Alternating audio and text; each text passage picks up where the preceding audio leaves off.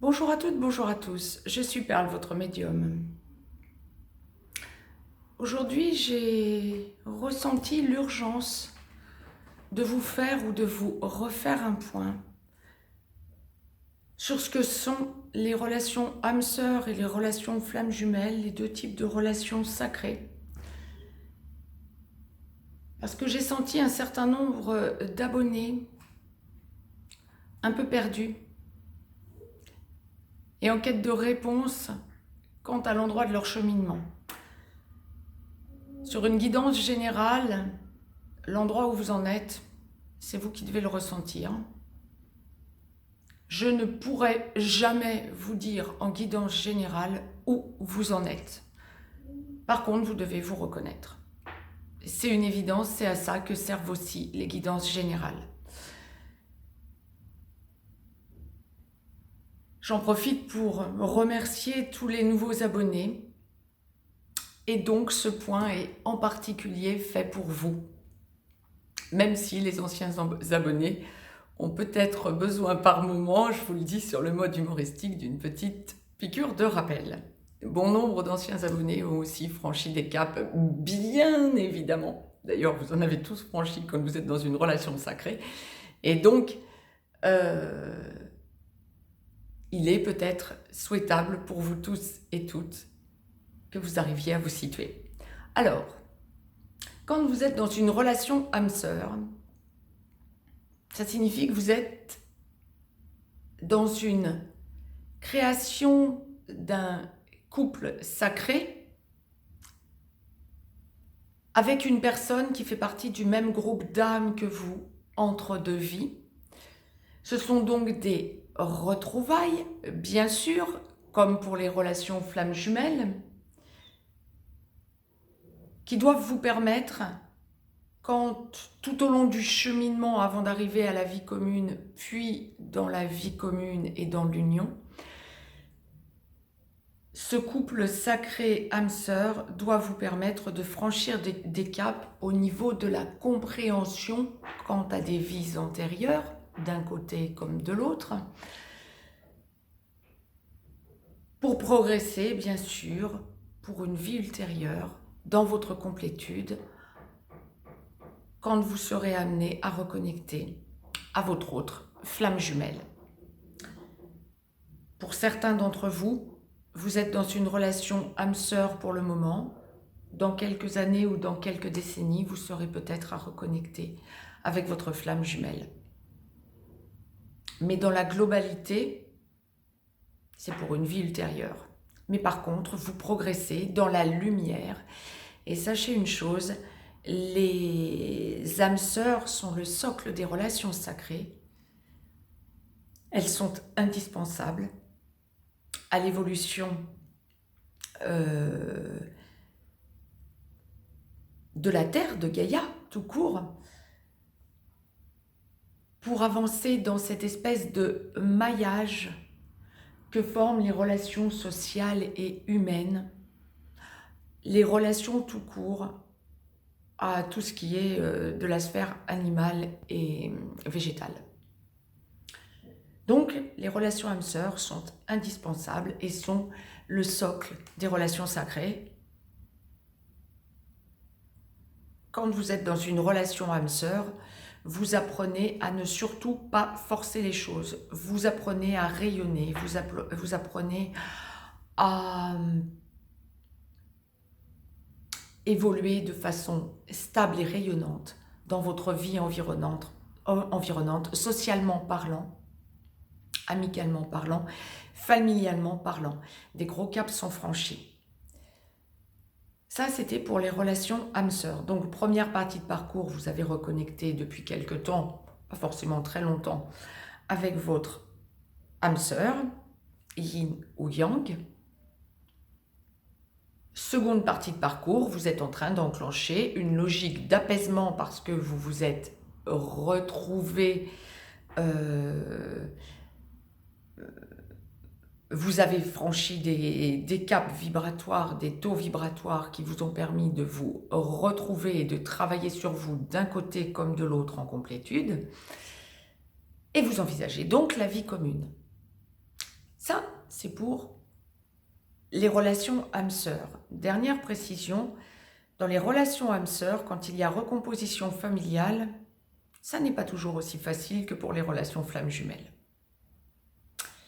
Notamment quand il y a enfant, famille, ascendant, descendant, hein, dans les deux sens. Voilà. Maintenant, pour les relations flammes jumelles, ceux et celles qui ont besoin de faire un point, je rappelle qu'il y a 4 étapes incontournables dans la relation flamme jumelle. La reconnexion à son autre. Ce que l'on appelle reconnexion, c'est le moment où vous vous, entre guillemets, retrouvez. Vous vous rencontrez terrestrement parlant en 3D, mais vous sentez que vous êtes dans les retrouvailles sacrées. Ça n'a rien à voir au niveau surpuissance, d'un côté comme de l'autre, mais surtout pour celui ou celle que nous appellerons le runner dans un premier temps.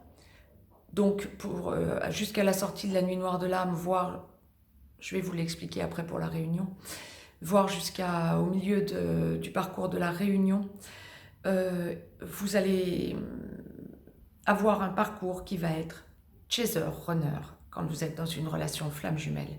Et le runner reconnaît son autre avant le chaser. Par contre, ensuite, c'est celui qui fuit. Bien sûr, nous serons d'accord. Ou en tout cas, donne l'impression de fuir. Bon. La reconnexion peut se passer sur un très court laps de temps, quelques minutes, quelques dizaines de minutes, ou sur beaucoup plus long. Il n'y a pas de généralité. Il y en a même qui vont enclencher une vie commune, puis qui se rendront compte au bout de plusieurs décennies qu'ils ont traversé partiellement la nuit noire de l'âme ou qu'ils ont à la finaliser pour ensuite se retrouver autrement parce qu'entre-temps, ils ont oublié leur mission d'âme. Quand vous êtes dans un parcours flamme jumelle, vous aboutissez toujours à un moment donné à réaliser que vous avez une mission d'âme que vous devez trouver. Pas grand monde pourra vous aider. C'est vous et vous seul qui vous intériorisez, d'un côté comme de l'autre, et qui devez comprendre où vous en êtes. Mais il faut vous laisser progresser. Donc, il y a la reconnexion, les retrouvailles sacrées dans la relation flamme jumelle. S'ensuit la nuit noire de l'âme. Pareil. Une durée indéfinie, ça va dépendre du couple. Il y en a, ça durera quelques mois, rarement.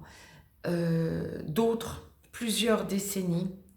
Il y a un mi-temps alors qui semble être, compte tenu de mon expérience suite à toutes les consultations flammes jumelles que je peux avoir depuis que je suis jeune, à l'heure qu'il est, le temps s'est considérablement réduit, sauf ceux qui sont en aboutissement, qui ont reconnecté il y a 30 à 40 ans ou 20 ans, qui sont en aboutissement aujourd'hui. La nuit noire de l'âme, sauf pour cela, donc il faut bien qu'ils aboutissent un jour donné, la nuit noire de l'âme dure en moyenne 2, 3, 4 ans. Bien faire la différence aussi, mais ça vous incombe. Là encore, c'est votre parcours qui le dira. Il y a 2 types de flammes jumelles. Les relations flammes jumelles, les relations flammes jumelles universelles. Je vous expliquerai la différence une autre fois. Le plus important est de savoir que vous êtes dans une relation flamme jumelle à l'heure qu'il est. Ça n'est pas le but de cette vidéo. Donc, la nuit noire de l'âme, il faut la traverser et elle doit vous conduire d'un côté comme de l'autre, autant pour le runner que pour le chaser, à évoluer, à franchir des taux vibratoires que vous n'auriez pas franchis sans la reconnexion à votre autre. S'ensuit à la sortir de la nuit noire de l'âme, au sortir de la nuit noire de l'âme, s'ensuit la réunion qui s'effectue en 3 parties. Là encore une fois, en fonction du couple sacré que nous avons en face de nous et de vos particularités, de vies antérieures et de cette vie présente et des avancées que vous aurez faites pendant la nuit noire de l'âme. Il y a la pré-réunion, dans la réunion inclue. La pré-réunion, la réunion vers la vie commune et la réunion dans la vie commune. Quand vous êtes en pré-réunion, au sortir de la nuit noire de l'âme, vous êtes encore en première partie de parcours. Ça peut durer quelques mois, quelques semaines pour certains, rarement plus d'1 an, 1 an et demi, l'après-réunion. S'ensuit effectivement la transition à la réunion vers la vie commune. Comme son nom l'indique, le couple sacré va se voir de plus en plus fréquemment. On va mettre un petit peu d'huile dans les rouages. Il y a de plus en plus de charnel, de relations sexuelles, sexualité sacrée. S'il y en a eu lors de la reconnexion, la nuit noire de l'âme, c'est généralement enclenché dans peu ou pas de sexualité sacrée. On la retrouve dans la réunion vers la vie commune. Pour ceux qui n'en ont pas eu, on la découvre dans la réunion vers la vie commune, quoi qu'il n'y ait pas de généralité. Encore une fois, ça peut être dans la vie commune également. En tout cas, on commence à sentir qu'on doit laisser tomber son ego de part et d'autre. Puis s'ensuit la réunion dans la vie commune, qui n'est pas encore la fusion. La troisième partie de la réunion, c'est la réunion dans la vie commune. Donc, nous ne sommes plus chaser, runner, mais nous sommes bien yin-yang, indépendamment de chaser, runner. Le yin peut être l'ancien chaser, l'ancien runner. Le yang, l'ancien chaser, l'ancien runner. Peu importe, on s'affirme dans la vie commune en yin-yang pour laisser totalement tomber tout ego. Ça peut durer en moyenne 6 mois. Ça peut durer jusqu'à 2 ans, rarement plus à l'heure qu'il est, avant d'atteindre la fusion. La fusion, de part et d'autre, on a lâché tout ego. Les jumeaux se sont trouvés dans leur mission d'âme pleine et entière. Bien sûr, l'évolution, il y en aura jusqu'à la fin de la vie terrestre. Ils ont complètement intégré leur complétude.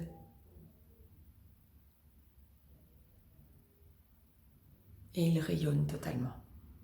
Alors bien sûr, c'est toujours par rapport à toutes les personnes, tous les êtres vivants qui peuvent venir à vous et qui vous entourent. Autant dans la réunion vers la vie commune, vous devez trouver de part et d'autre votre entièreté.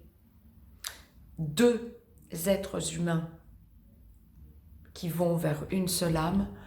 Autant la réunion dans la vie commune consolide tout ça et la réunion et la fusion acte le chakra de la gorge, le chakra du 3e œil et le chakra coronal qui fusionnent pour former cette 3e force, pour entièrement rayonner et ne plus avoir à vous poser de questions. J'espère que ça aurait éclairé toute personne qui se posait des questions à l'heure qu'il est. Je vous laisse un lien si vous avez besoin d'une guidance privée. J'espère avoir répondu à la question que bon nombre d'entre vous se posaient. Essayez d'intégrer tout ça et voyez les choses telles qu'elles sont, de l'endroit du parcours où vous en êtes. Je vous embrasse, je vous dis à très vite.